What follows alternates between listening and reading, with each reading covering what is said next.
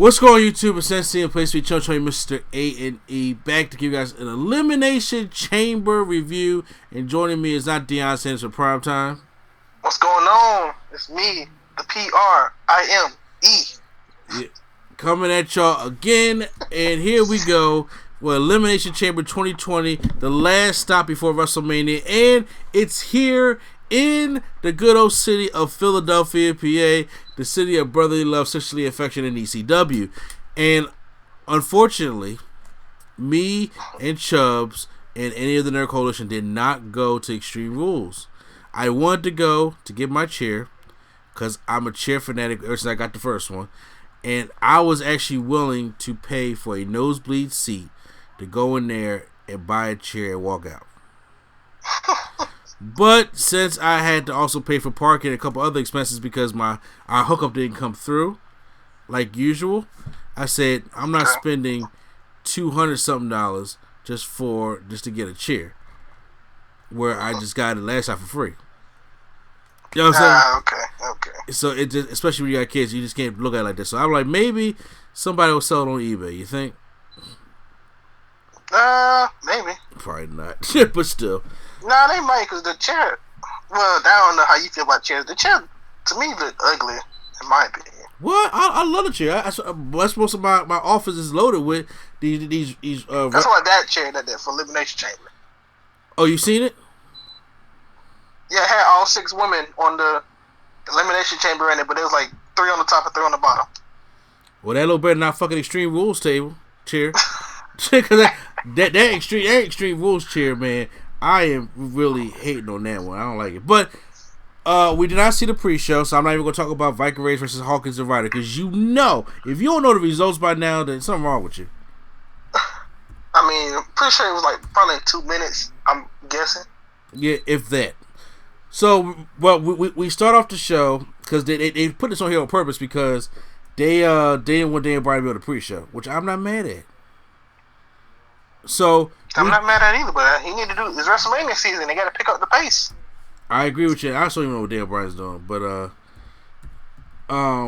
we get Daniel Bryan taking on Drew Gulak in the opening contest. So I have to say this though. This match was hard hitting. Very hard hitting. And I think that, you know, first of all, I think it's an underrated matchup. It was actually a pretty good matchup. I enjoyed it, and that was a good pick for the opener. Well, yeah, I think if you're a wrestling fan, you know these two, you know already that they gonna have a good match.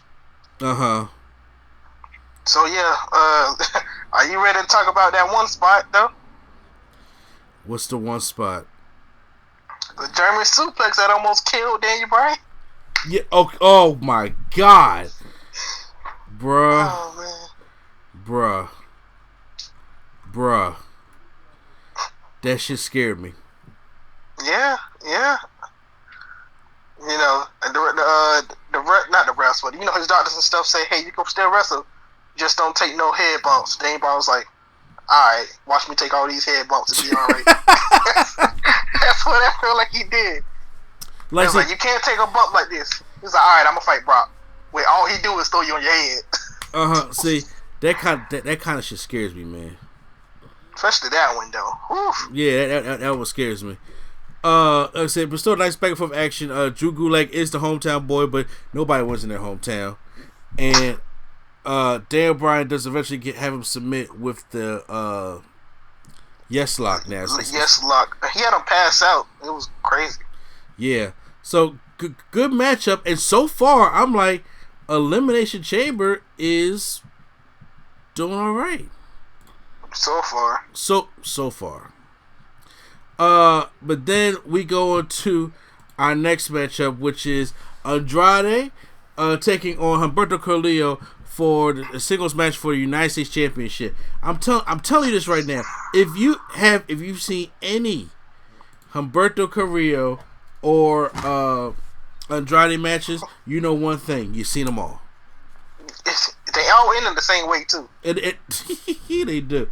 Andrade with the roll up every single time. And I'm like, they don't have like no. I don't know what the plans with Humberto or any of them at WrestleMania. I thought they'll probably do the Fatal 4-Way or something. But It's really nothing special, not really nothing noteworthy here to say because I've seen these guys have. First of all, I've seen them have better matches, but it's nothing really going on here. And I don't know how Humberto still gets title matches because that's what pisses Q-Flow off.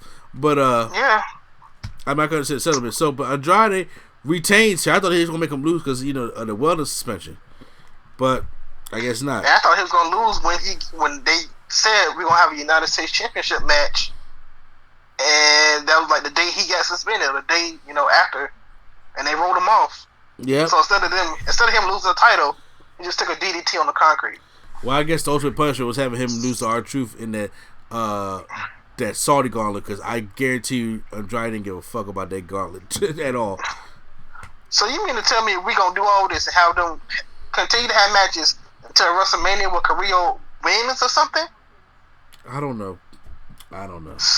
Third matchup is for the the SmackDown Tag Team Championships inside Elimination Chamber. The New Day taking on the Lucha House Party, taking on the Usos, taking on Ziggler and Rudolph, taking on Miz and Morrison, and Heavy Machinery. So the start says Rude and Ziggler won the gauntlet on SmackDown. They come in last. So starting off the match is the New Day and the Usos. Of course. So you had to go. So once again, nothing nowhere that you haven't seen from a New Day Uso matchup. And then the Lucha House Party come in. It's Lindsay Dorado and Grand Metalik. Yep. Good spot. Look. I think Kalisto's injured. That's why he won. I think. Okay. Lindsay Dorado goes and gets springboard on the cage and gets his foot caught in it upside down. That was kind of cool. Yeah, I was like, that's. It could have been worse. If he didn't catch himself, it could have been so much worse. It could have been, but I'm glad he did. Grand Metalik gets hip tossed onto the padding on the outside. That like he did something else too where he missed his footing. Or was that Grand Metalik? I think he missed his footing or something. I almost did the same thing. Oh, it could be. Lindsay Dorado gets on top of one of the pods, and then the Usos try to attack him, but he kicks them all. Kofi tries to attack him, but then he gets knocked off, hangs on, and gets his hand stomped on. And then Lindsay Dorado does a crossbody to the New Day on one side of the pod, and then he does a crossbody to the Usos. Oh, well, yeah, my bad. The Usos, yeah. And then they do that same thing. Then Grand Metalik jumps down on the New Day. Now, God, who came out first? Trying to think. Lucha Party came in, did that. I'm trying to think, was it Miz and Morrison or was it Lucha House Party? Miz and Morrison or Heavy Machinery came in next? Was it Miz and Morrison?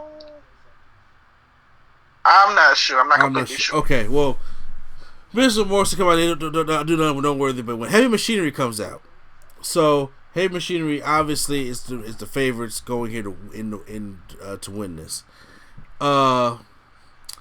Then Dolph and Rude come out. So I think we had like one elimination of the Lucha House Party. We got rid of them. Yeah. By the way, let's say Dorado did like a from the top of the thing. He was hanging from it by his hands and did a moonsault.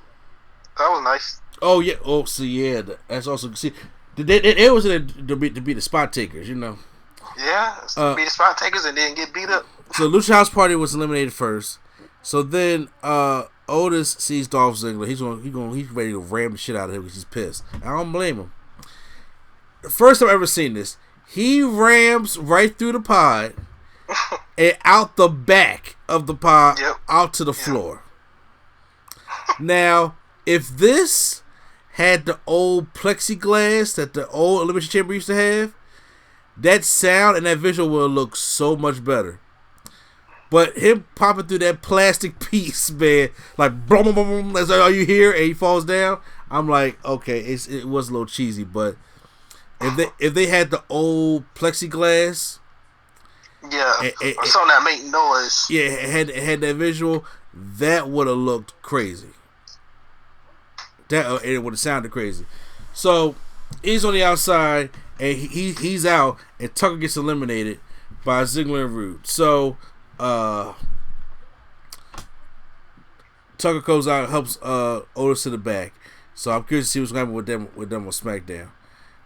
Next to be eliminated is Ziggler and Rude after the Usos give them super kicks and they go on top of the pods and give them double splashes. So they're out. So now it's just a new day. Usos with the stare down, but you look at Miz and Morris and they start beating them up. So then, I think they should have just teamed up, honestly, and got them out. They got them out. They did, but then Miz Morrison was taking a break, and then they started going at it with each other. And of course, that's actually to take guys off the prize. Kofi goes up on top of the pod, goes for a kind of a crossbody like Radio used to do it, the little flex one. He misses, crashes, burns. Surprised he didn't do the trust fall. No, after Miz they catch it the first time, he wasn't gonna get caught the second time. So he does that, and Miz and Morrison like rats just come in there and do the pinfall on Kofi. New Day's eliminated. So now that leaves the Usos and Miz and Morrison, which leave the Miz and Morrison went to win the matchup and retain the tag team titles. The match wasn't that great to begin with, and I'm not a big fan of tag team elimination chamber matches. I'm just not. But I think it was one of the better matches on the card, though. But this card, that's not saying much. It's not saying much. I mean, it wasn't my match of the night, but I'm just saying. But once again, which is still not saying much. But yeah, so Miz and Morrison retained the titles to go into WrestleMania, which I still think is going to probably be a triple threat between them, New Day, and the Usos. Probably. Because Heavy Machinery got their own rivalry with Dolph and Rude, and then Lucha House Party. You were non-existent before, you're going to be non-existent now. So that's just the way it's going to be. Now, my match of the night that actually was like, okay, this was a little bit better than I thought it was going to be. AJ Styles takes on Aleister Black. Okay. And you know what? Philly really didn't care much for the match at first. I was like, that's messed up. When you fuck these guys up too much. You gotta be honest with you. This match it did go a little bit kind of long. It did go kind of long, but it's AJ and Aleister Black. You know how AJ works now. So yeah, I don't know. This match didn't hit something for me. It didn't hit that gear, I guess. Well, I know with AJ being older, it's not going to get to that crazy spot fest AJ that we know from TNA. He's never going to get there again because he's old. He's like in his 40s.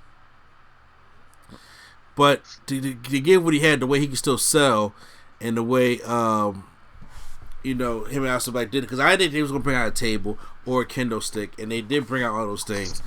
And then he was working on Aleister Black's knee with the Cat Crusher, takes him to the outside, throws him over the announce table as he's in his chair, and then he gets him up, tries to suplex him off the announce table through the regular table. Aleister Black sweeps AJ's feet underneath him, and he hits the announce table, and then he gives him a double knee through the table. I like seeing that. Anderson and Gallo. I don't know how it was for you. I think for me it was kind of like it's like we know or slash kind of have an idea on what's the finish going to be. So it was like I just felt like we were just waiting for that the whole time. Kinda. That's what we kind of was waiting for. It's like we were treading water. Then eventually the OC come in to interfere and start beating down Aleister Black. And after Aleister Black is being beaten down, we hear, after they set up AJ4, the whole Phenomenal Forum, we hear the infamous gong. And then Undertaker appears in the ring looking like Ministry, kind of old Taker. And he has Anderson and Gallows in a chokeslam position. AJ tries to go and give him a Phenomenal Forum. Then he gets a better chokeslam. Still look botched. It still didn't it? The way he just like throws him down. I don't know if it's AJ trying to oversell or Undertaker not. I don't know it. AJ does a lot of selling on the way down. If you don't recognize. Yeah, trying to do a whole flip. Yeah, I'm like, bro, that's what got your shoulder injured. Let's not do that. And so, Undertaker chokeslams AJ. He gets up and then. Aleister Black gives him a black mass, and that's the win. Aleister Black beats AJ Styles. So are we still getting a 1-on-1 AJ Taker, or do we get the 3-on-2? I'm not sure what we're gonna get anymore. Taker. What would you like to see? I thought we weren't gonna get anything after Brock, and then I thought we weren't gonna get anything after Roman, and now we just get anything for a paycheck. So who knows? Fair enough. Street Profits take on Rollins and Murphy. And Their buddy. Yeah, Murphy. I thought the match on Raw was better. But they end up getting the win here because I didn't watch too much of this matchup because I didn't care, because Kevin Owens comes out, and as he's sitting there on side announce table, he's sitting there eating popcorn because that helps. And then because I haven't seen this GIF enough all night. He hits Rollins with the stunner, and is it just me? I heard somebody say this. The stunner that when Kevin Owens does it, it's just not getting over. Yeah, because I think people like his pop-up powerbomb so much that they're kind of upset he switched it. It's like Randy Orton doing the RKO for a finisher all these years and then doing like a DDT or something. Yeah. That's a move that's already been around. I don't know. Maybe it's just But it's just that the stunner is so infamous with Stone Cold. It's always a big pop move. And now it feels like Kevin Owens is kind of killing it. I really would rather him do the pop-up powerbomb because it's just that move is just so Kevin Owens. It's like he's his own guy when he does it. Exactly, but I don't know. His stunners be looking weak. He be having that Becky Lynch bounce. He don't. You know how Stone Cold used to kick and he will jump and reach up to your neck and then drop you on that stack of dimes you call it neck. Kevin Owens just kicks and he wait for the head to come down to his arm and then get in the stunner. Walks away, pours popcorn on Murphy, and then Montez hits the frog splash, and then we are game. So the same thing we did on Raw, right? Yeah. Okay. But with popcorn. Just checking. But with popcorn. Yeah. So she boxed your team. Now we have added popcorn to the segment. 3-on-1 handicap match for the Intercontinental Championship. Sami Zayn, Shinsuke Nakamura, and Cesaro taking on Braun Strowman.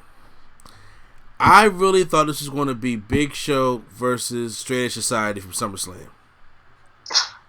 Remember that 3-on-1 handicap match? Yeah, but so I'm confused here. You mean to tell me Shinsuke is not going to have a match on WrestleMania this year? I figured he would feud with Sammy. I guess, but it had a Sammy Nakamura match again at Mania. Because Sammy took his belt. I don't want to see a fatal 4-way. You say what? I don't want to see a fatal 4-way. I just don't. Not with them. I'd rather see it with Garza. Now, if it was a triple threat with Cesaro, Sammy, and Shinsuke, I'm good. But Braun just don't mix with them to me. Nah, I'm sorry. So anyways, no. I agree with you to the point where I'm just like, well, I think like you gotta break this team up. But like I said, the match was each person had to tag in. So I'm like, of course they got to tag in. So they tag in. I'll just jump to the finish here because, like I said, Lynch Chamber is already hard enough to review as itself. They had Nakamura and Cesaro have Strowman up in like a suplex, and then Sammy does give him a haluva kick right to the face. And I thought that was kind of unique. Yeah. And Sammy pins Braun Strowman and gets keeps his United States champion. Wins the Intercontinental Championship. This is his first title on the main roster. It's been 5 years since he won the title in general. That's crazy. Honestly, that's a shame because this man is great. This man under a mask, under another alias is great as well. It's like, how can that much pass him by? I don't know. He was injured. But. And I would say Sammy's two greatest opponents, the two greatest matches with Nakamura and Cesaro.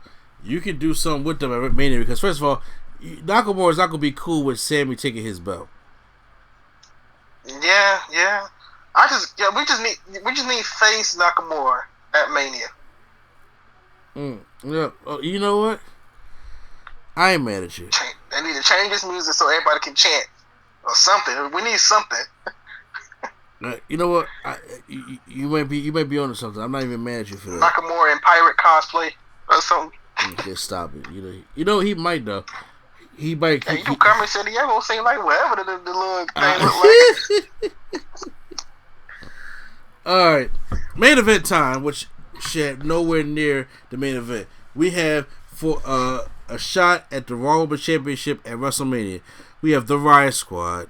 That's not the squad anymore. You know, Ruby, Liv, and Sarah Logan. I'm gonna tell you the amount of times I've seen Liv Morgan on my timeline today and last night is ridiculous. Okay. Yeah. Liv Morgan's cheeks have been on my timeline all day. Cheeks. People have been sharing all day. I'm like, what? Yeah. That just shows you that's how they felt about the main event. They ain't even care. They talk about Liv Morgan cheeks. You're right. We start out with, oh, by the way, Asuka, Natalya, and Shayna Baszler. So we start out with Ruby Riott and Natalya. Then after that, Sarah Logan. I don't care about Sarah Logan. Sarah Logan should have never sniffed this main event. Never. Why don't you care about Sarah Logan? Because Sarah Logan is trash. She's garbage. She has no personality. First of all, she's supposed to be the muscle. She screams like a little bitch. And I'm like, she is like the weakest member of the Riot Squad when there was one. Yeah, well, I don't even know why they had this match. Why they couldn't just make this a 6-pack challenge? They was gonna do what they did. Yeah, but no use of the cage at all. Man, not other than the Liv Morgan spot. So then after Sarah Logan comes out, well, who comes out? Liv Morgan. Cheeks herself. Yeah, so Cheeks. So after that, Shannon's like, you know what? No, Vince says, you know what I liked about the Elimination Chamber? 2003 Goldberg. So let's have Shayna Baszler do a Goldberg in this matchup. So she comes in, she taps out Sarah Logan. Sarah Logan does a panic tap. That's why she sucks. She'll like, let me go, and so she's done. Ruby Riott, she gets choked out. She's done. Liv Morgan gets rammed into the steel gate and then the plexiglass. The woman's dead. Then she sits on the top rope and it puts her in the Caribou clutch so her sister can watch. Excuse me. So Asuka can watch. And and then Liv Morgan passes out. Keep going to the end, but yeah. And I was gonna say I'll just say my comment to the end of the match. Okay. Excuse me. Then we go to Natalya, and she just sits there and just rams the door of Natalya on the Elimination Chamber, and then she chokes her out, and she's done. Now, as she's doing all this, Asuka's just standing in the pot talking shit. And so is Shayna Baszler. The crowd is not into it anymore. Fully not into it. Why would they be? And I mean, they're just staring at each other. I'm just like, remember what Goldberg did? He punched the door to get Triple H out. Yeah, I mean, honestly, yeah. And they try to hold it back, and they try to keep it locked, but no, he punched that door in and like, yo, get out of here. So and they even had Flair on the outside trying to hold the thing over with his on the barricade. Exactly, but no, that ain't what they did. They just sat there and just stare at each other. So Asuka finally comes out. Asuka gets a couple hits in. She gets Baszler in the Asuka lock, but then Baszler rolls out of it. Then Asuka, Baszler try to get a Caribou to clutch. Asuka clearly rolls it over for a pin count. She's telling the ref count, and the ref's not counting at all. And then so they had to say, well, apparently her shoulders were on the ground. I said, Asuka's leaving. She's done. She's done. And after that, Shayna basically gives her a kick right to the jaw, and then taps, gives her the Caribou to clutch, and she passes out. And so, two things I have to say. Go ahead. For one, would you rather Shayna won the Rumble to get her opportunity or win this match? The Rumble. Okay, that's for one. And for two, I've seen people talking about on both sides. I want to talk about this makes Shayna look stupid, or people don't care about Shayna like that. Like this is like making people not really care about Shayna. And on the other hand, I've been hearing people saying that this match elevates Shayna. I don't think this match elevates Shayna, cause she beat a bunch of people that like. Who's the high other than Asuka? Who's the highest person in this match? Not a damn body, especially that Sarah Logan. Yeah. So it don't even make her look dominant when she'd beat jobbers and Asuka would be. Yeah, I think the Rumble would have been good for her because you could have got to Charlotte. You could have got to Charlotte and Rhea without the Rumble win. Yeah, seriously. You could have got to that, because that way, if she can't win the match and then she's going to challenge Becky, she's like, well, you know what? I can set my sights to NXT. You could have done so many different things. Charlotte did not need to win the Rumble to get to Rhea Ripley, but Shayna Baszler would have benefited from it. Yeah, and that would have been her like call up to the main roster, since we're doing that apparently. Yeah, that could have been her call up, her winning that. So your final grade for Elimination Chamber? It fails. I don't know. We're giving letter grades, but it fails for me. It does fail. It does fail for me. I was not a fan of it. That should not have been the main event. Vince tore up the sheet and did all this wrong, because we were supposed to have a men's Elimination Chamber match. We didn't have it for SmackDown because they changed the place with Goldberg and Reigns. We had a tag team one, which was all right, but I've seen better. Then we had this women's one, that main event, and you tried to do Goldberg and did it wrong. You did it wrong. Yeah. What about Shayna Baszler's dominant performance in the Elimination Chamber match? I'm like, against who? Liv Morgan and Sarah Logan? And Ruby Riott, apparently. And I'm like, stop it. You can try the whole Riot. Like, stop it. The only one that was, Natty's older, but the one that gave the legit threat was Asuka. They didn't even make her like a threat. Yeah, so I don't know where they're going with this, but they didn't make Asuka like a threat. I thought they was gonna have Shayna and Asuka start it out and finish it. That would have been better. But no, they didn't do that. So, all right, well, guys, that was Elimination Chamber. It failed for me too. Post your comments down below how you guys feel about Elimination Chamber. Obviously, we're gonna come back with more of our podcast later on the night, and then of course we're going to check out Raw to see what happened. And hopefully you guys get the Raw review tomorrow. So, like, subscribe, and share. Once again, this is NCF Place to be chilling between Mr. A&D and not Deion Sanders for prime time. Alright, y'all. Alright, and the Nerd Coalition is out.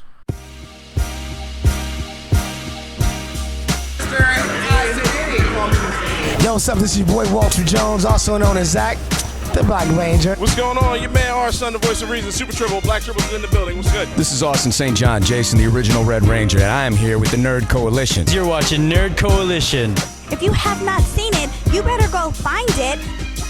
Welcome to the Coalition.